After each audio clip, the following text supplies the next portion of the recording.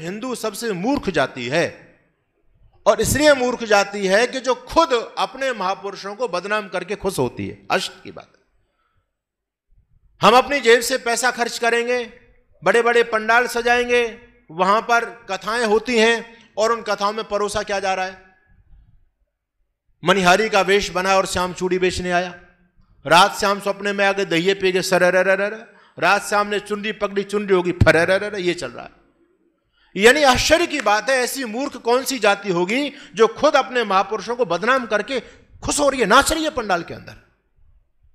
आप मोहम्मद के बारे में कोई शब्द बोल करके देखो, भूचाल मच जाएगा धरती पर। हमने अपने महापुरुषों को क्या बना दिया? एक तरफ भगवान कृष्ण गीता में प्रतिज्ञा कर रहे हैं, यदा यदा ही धर्मस्य ग्लानिर्भवति भारत अभ्युत्थानम अधर्मस्य तदात्मानं सृजाम्यहम्। मैं धरती पर धर्म की स्थापना करने के लिए आया हूं। योगेश्वर कृष्ण खुद इस बात को कह रहे हैं, मैं धरती पर धर्म की स्थापना करने के लिए आया हूं। लेकिन उनके भक्त क्या कह रहे हैं? श्याम चूड़ी बेचने आए। वो तो चूड़ी बेचने आए थे।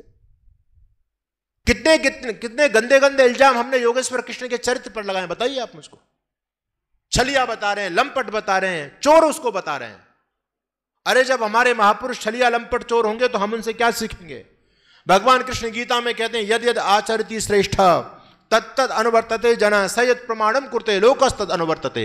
श्रेष्ठ व्यक्ति जैसा आचरण करते हैं, सामान्य व्यक्ति उस श्रेष्ठ का अनुकरण करते हैं जीवन के अंदर। जब हमारे महापुरुष ही बिगड़ गए, उनका चरित्र तो धेले का नहीं है, तो हम उनसे क्या शिक्षा लेंगे? मुझे बताइए आप।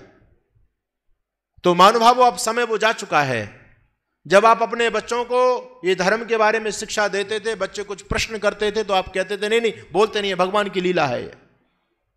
बच्चे शांत हो जाते थे। आजकल के बच्चे तो बहुत एडवांस हैं, तपाक से जवाब देते हैं। अच्छा, कृष्ण करें तो लीला और हम करें तो करेक्टर ढीला।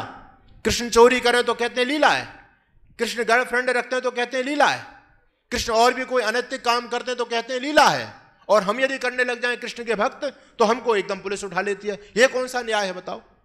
ये प्रश्न मेरे से बच्चे करते हैं, ये मैं आप हकीकत आपके बीच में बयां कर रहा हूं। तो ये षड्यंत्र है। योगेश्वर भगवान कृष्ण ने जन्म से लेकर के मृत्यु पर्यंत कोई भी निंदित कर्म नहीं किया, लेकिन इन कृष्ण के भक्तों ने योगेश्वर कृष्ण को बदनाम करने में कोई कोर कसर नहीं छोड़ी है। मेरी बातों का बुरा मत मानना, क्षमा चाहता हूं आपसे, लेकिन कहना चाहता हूं मैं। एक पुराण है श्रीमद् भागवत महापुराण, जगह जगह कथाएं हो रही हैं उसकी। आज क्या परोसा जा रहा है उसमें? भगवान कृष्ण को क्या बताया जा रहा है? क्या भगवान कृष्ण का काम यही था? वो नाचने वाले थे, नचकैया थे क्या? अरे वो कृष्ण का शौर्य, वो पराक्रम, जो दुष्टों के धुर्रे उड़ाने वाला उनका चरित्र, कोई भागवताचार्य नहीं बता रहा।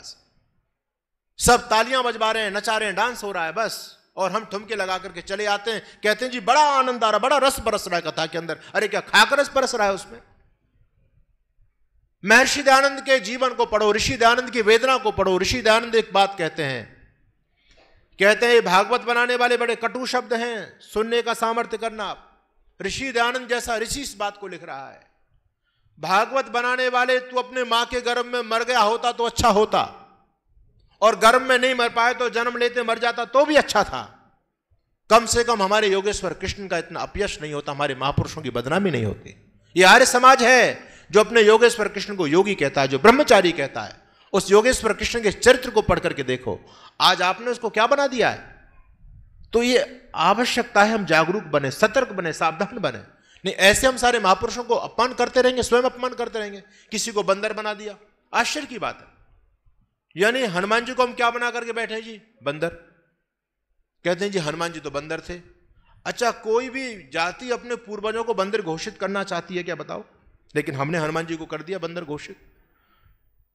रामायण को आप पढ़िए, जब हनुमान जी भगवान राम और लक्ष्मण जी से पहली बार मिलते हैं, हनुमान जी के जाने के बाद में भगवान राम कह रहे हैं लक्ष्मण जी से, लक्ष्मण देखो ये हनुमान जी कितने सुंदर हैं, इनकी आंखें कितनी सुंदर हैं, नाक कितनी सुंदर है, मुंह कितना सुंदर है।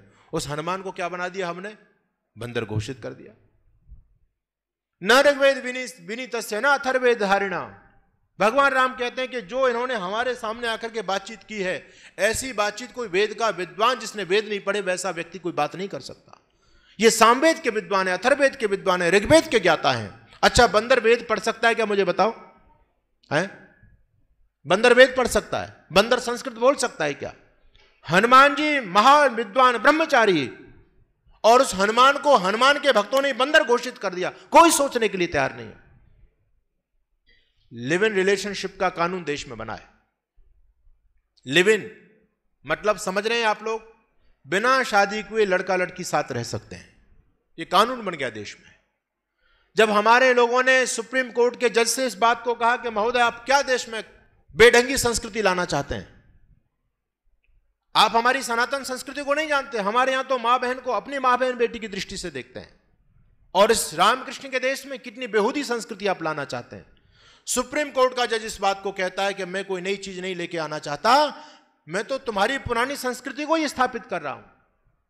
लोगों ने कहा कैसे?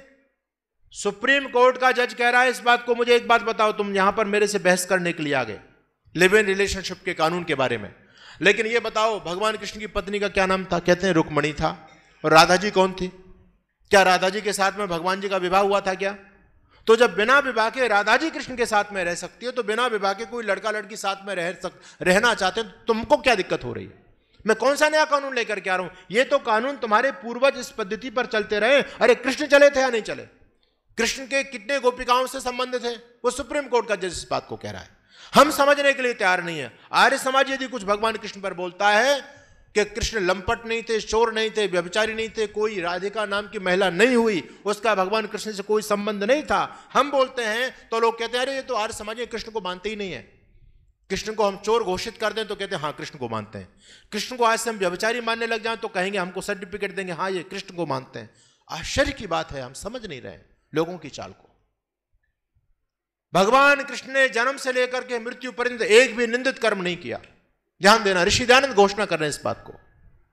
विवाह के बाद में 48 साल की उम्र में भगवान कृष्ण का विवाह होता है, और बहुत लंबे समय तक विवाह के बाद में पति पत्नी का कोई आपस में कोई संबंध नहीं। एक दिन माता रुक्मणी ने कहा पतिदेव अब हम गृहस्थी हो गए हैं, और गृहस्थ की शोभा संतान से होती है, मुझे संतान चाहिए। तो भगवान कृष्ण कहते हैं देवी कैसी संतान चाहिए आपको? तो माता रुक्मणी कहती है आप जैसी चाहिए। उस समय कृष्ण बहुत, धरती पर कृष्ण से सुंदर कोई व्यक्ति नहीं था। आपने तो कृष्ण को काला कलूटा बना दिया। कहते हैं कृष्ण सांवले थे, कृष्ण बड़े हैंडसम थे, बहुत सुंदर थे। कृष्ण जैसा कोई बलवान नहीं था, कृष्ण जैसा कोई नीतिमान नहीं था, कृष्ण जैसा कोई विद्वान नहीं था। यह आपकी महाभारत इस बात को कह रही है। तो माता रुक्मणी ने कहा आप जैसी संतान चाहिए, आपसे श्रेष्ठ कौन हो सकता है? तो भगवान कृष्ण कहते हैं देवी यदि मेरी जैसी संतान आपको चाहिए तो आपको और तपस्या करनी पड़ेगी अभी। बोले कितने? कहते हैं 12 साल तक घोर ब्रह्मचर्य की साधना करनी पड़ेगी। दोनों पति पत्नी ने बद्रीधाम में जाकर के कंद मूल फल खा करके 12 साल तक तपस्या की, और उसके बाद में दोनों पति पत्नी ने मिलकर के एक संतान को जन्म दिया, जिनका नाम क्या था? प्रद्युम्न।